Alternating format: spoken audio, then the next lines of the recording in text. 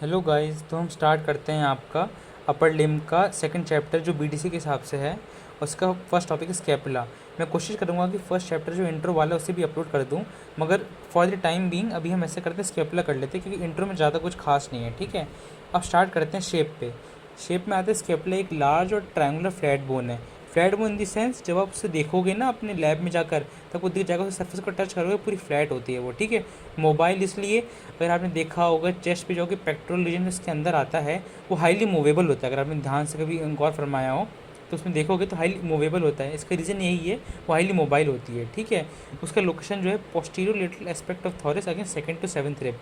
इसका मतलब है कि अगर आपका स्कैपुला ऐसे है, ये मतलब पीछे से है, डॉर्सल वर्जन है इसका। ठीक है, ये इसका लेटरल है, ये इसका मीडियल है।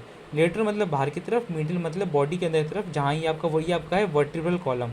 ठीक है, तो ये मीडियल है, ये लेटरल है। ठीक है, तो ये कह रहा है कि posterior lateral aspect of thorax means posterior मतलब पीछे की तरफ, लेटरल मतलब बाहर की तरफ। ठीक है, टुवर्ड्स द शोल्डर ऐसे यू कैन से। और इसकी location second to seventh rib है। ठीक है, ये याद रखना, इसका आगे यूज़ आएगा। प्रोसेस में आज तीन आते हैं, स्पाइनोस्कैपुला, कोरेकॉइड, एक्रोमियन। मतलब जब आप स्कैपुला को देखते हो, ये इसका मैं बना रहा हूँ वेंट्रल रीजन। ठीक है, तो ये आपका हो जाता है एक्रोमियन, ये आपका हो जाता है कोरेकॉइड। ठीक है, तो अगर ये आप कोरेकॉइड प्रोसेस है, ये अगर आप मैं इसका वेंट्रल बता रहा हूँ, ये इसका है ventral. Ventral in the sense ये मतलब इसका एंटीरियर रीजन है, सामने से, जिसे हम कॉन्केव भी कहते हैं आप लोग। ठीक है, तो ये आपका आ गया एक्रोमियन, ये आपका आ गया कोरेकॉइड।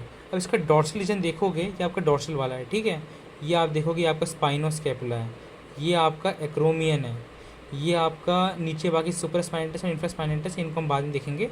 मगर मेनली आपका ये था कि आपको तीन लिखने थे, स्पाइनोस्कैपुला, कोरेकॉइड, एक्रोमियन। वो तीनों मैंने इसमें कवर कर दिए हैं। अब आते हैं एंगल्स में।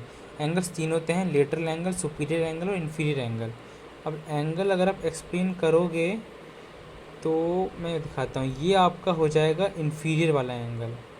ठीक है, ये आपका आ जाएगा सुपीरियर एंगल, ये आपका आ जाएगा लेटरल एंगल, जिसे हम ग्लिनॉइड एंगल भी कहते हैं। फिर आ जाता है सरफेस पे। सरफेस में अगर आप देखोगे, सरफेस आपका आता है एंटीरियर और सुपीरियर, दो सरफेस होते हैं, एंटीरियर और पोस्टीरियर, सॉरी, एंटीरियर और पोस्टीरियर दो सरफेस होते हैं। एंटीरियर होता है कॉस्टल भी कहते हैं उसको, कॉस्टल आपका आता है कॉन्केव, ये होता है सबस्कैपुलर फोसा। पोस्टीरियर में आता है डॉर्सल, ये कॉन्वेक्स सरफेस होता है। इसमें आ जाते हैं दो फोसा आ जाते हैं, सुप्रास्पाइनेटस, इंफ्रास्पाइनेटस फोसा। फिर आ जाता है आपके बॉर्डर्स पे। बॉर्डर्स में आपके तीन बॉर्डर होते हैं, सुपीरियर, लेटरल, मीडियल। मैं ये भी आपको दिखा देता हूँ, अगर आप इसको बनाओगे तो ये आपका हो जाता है सुपीरियर बॉर्डर ऊपर वाला। जो आपका लेटरल बॉर्डर है वो ये वाला हो जाता है। तो इसमें एक ब्रिटिश में लाइन लिखी हुई, lateral border lies between the infraglenoid tubercle. वो जब देखोगे ना तो आपको यहाँ से खुरड़ा सपन दिखेगा, तो that is called the infraglenoid angle. और ये हो जाता है इंफ्राग्लिनोइड, ठीक है, ट्यूबरकल है। और ये आज आपको होता है इन्फीरियर एंगल। तो हम कहते हैं कि लेटरल बॉर्डर जो है ना वो इन दोनों के बीच में आता है। फिर आज ये आपका आ जाता है मीडियल बॉर्डर, ये ऊपर वाला आपका हो जाता है सुपीरियर वाला बॉर्डर। ठीक है, फिर आपका आ जाते हैं मसल्स पे। मसल्स आपकी 11 मसल्स होती है ओरिजिन पे, कुछ लोग इसे 12 भी मानते हो, क्या पता, क्योंकि बाइसेप ब्रेकाई की दो हेड आते हैं, शॉर्ट और लॉन्ग हेड। ये मैं आपको डायग्राम से एक्सप्लेन करूँगा, वो अच्छे समझ में आएगा। तो पहला देखो डेल्टॉइड हो गया, supraspinatus, infraspinatus, triceps brachii. Triceps brachii के तीन हेड होते हैं, याद रखना। एक हेड इसमें आएगा स्कैपुला में, दो हेड आएंगे आपके ह्यूमरस में, teres minor, teres major, latissimus dorsi, coracobrachialis, biceps brachii, subscapularis, omohyoid muscle. Rotatory cuff muscle sets होती हैं, ये आपका आगे यूज़ होगा, इसको भी याद रखना, ये मैं आपको बताऊंगा आगे फॉर द टाइम बिंग। ठीक है, फिर आपकी मसल जो इंसर्ट होती है स्कैपुला में वो होती है 6 मसल्स। तो इसमें कौन कौन सी आती है, trapezius, levator scapulae, rhomboid major, rhomboid minor, serratus anterior, pectoralis minor.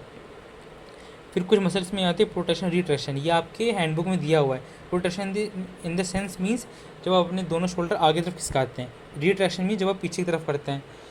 इसमें भी आ जाता है प्रोटेक्शन में आपके pectoralis major, serratus anterior. Retraction में आ जाता है rhomboid and horizontal and lower fibre trapezius. फिर आ जाता है आपके क्लिनिकल रिलेशन में, इसमें आ जाता है स्पेंजल डिफॉर्मेटिव स्कैपुला, इसके कहते हैं कॉन्जेनिटल हाई स्कैपुला।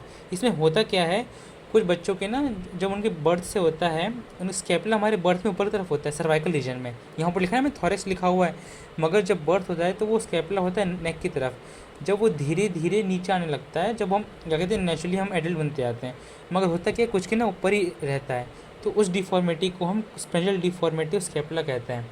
मगर इसको सर्जरी भी कर देते हैं, मगर उससे कई बार ब्रस्टल प्लेक्सस को डैमेज होने का रहता है चांसेस, मगर वो ना हो उसके लोग कोशिश करते हैं। एक और इसमें इंपॉर्टेंट डिफॉर्मिटी होती है जो बीडीसी में दिया हुआ, एक लाइन दी हुई है विंजिंगो स्कैपुला, वो बहुत ही इंपॉर्टेंट है।